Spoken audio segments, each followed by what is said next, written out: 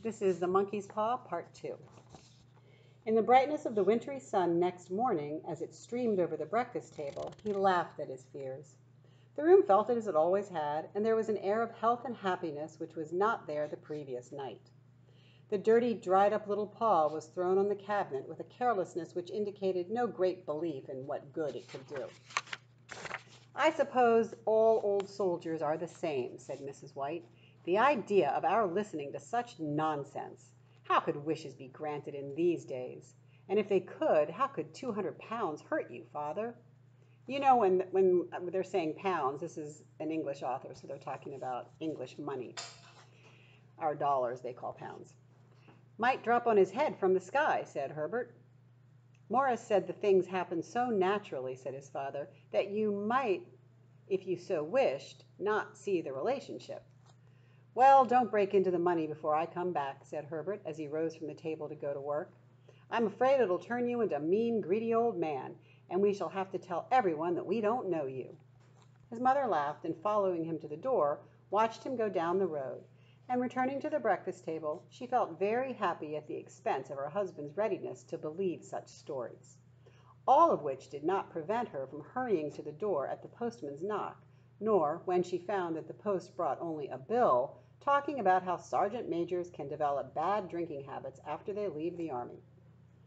"Herbert will have some more of his funny remarks, I expect, when he comes home," she said, as they sat at dinner. "I know," said Mr. White, pouring himself out some beer.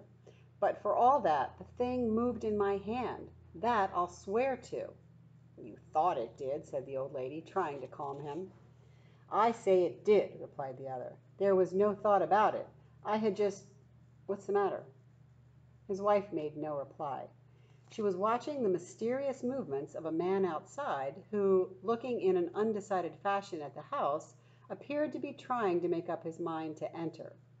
In mental connection with the 200 pounds, she noticed that the stranger was well dressed and wore a silk hat of shiny newness.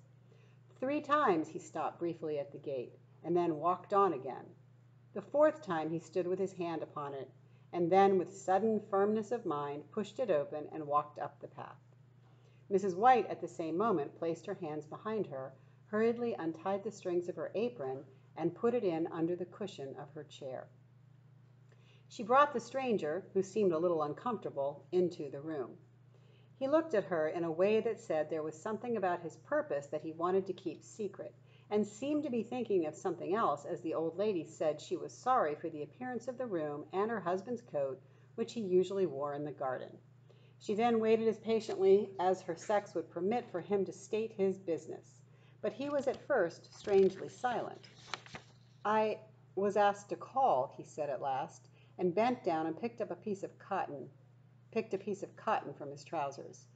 "I come from Ma and Megan's." The old lady jumped suddenly, as in alarm. "Is anything the matter?" she asked breathlessly. "Has anything happened to Herbert? What is it? What is it?" Her husband spoke before he could answer. "There, there, mother," he said hurriedly. "Sit down and don't jump to a conclusion. You've not brought bad news, I'm sure, sir," and eyed the other, expecting that it was bad news, but hoping he was wrong. "I'm sorry," began the visitor. "Is he hurt?" demanded the mother wildly. The visitor lowered and raised his head once in agreement. "Badly hurt," he said quietly, "but he is not in any pain." "Oh, thank God," said the old woman, pressing her hands together tightly. "Thank God for that. She broke off as the tragic meaning of the part about him not being in pain came to her. The man had turned his head slightly so as not to look directly at her, but she saw the awful truth in his face. She caught her breath, and turning to her husband, who did not yet understand the man's meaning, laid her shaking hand on his. There was a long silence. "He was caught in the machinery," said the visitor at length in a low voice. "Caught in the machinery," repeated Mr. White, too shocked to think clearly. "Yes."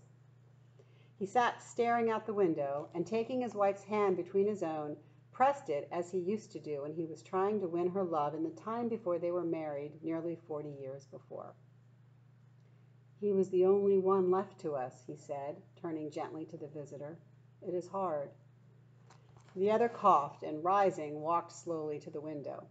The firm wishes me to pass on their great sadness about your loss, he said, without looking round. I ask that you to please understand that I am only their servant and simply doing what they told me to do. There was no reply. The old woman's face was white, her eyes staring, and her breath unheard. On the husband's face was a look such as his friend the sergeant major might have carried into his first battle. I was to say that Ma and Meggins accept no responsibility, continued the other. But although they don't believe that they have a legal requirement to make a payment to you for your loss, in view of your son's services, they wish to present you with a certain sum. Mr. White dropped his wife's hand, and rising to his feet, stared with a look of horror at his visitor. His dry lips shaped the words, "How much?" £200 was the answer.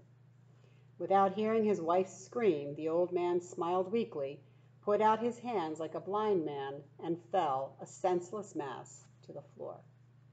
End of section 2.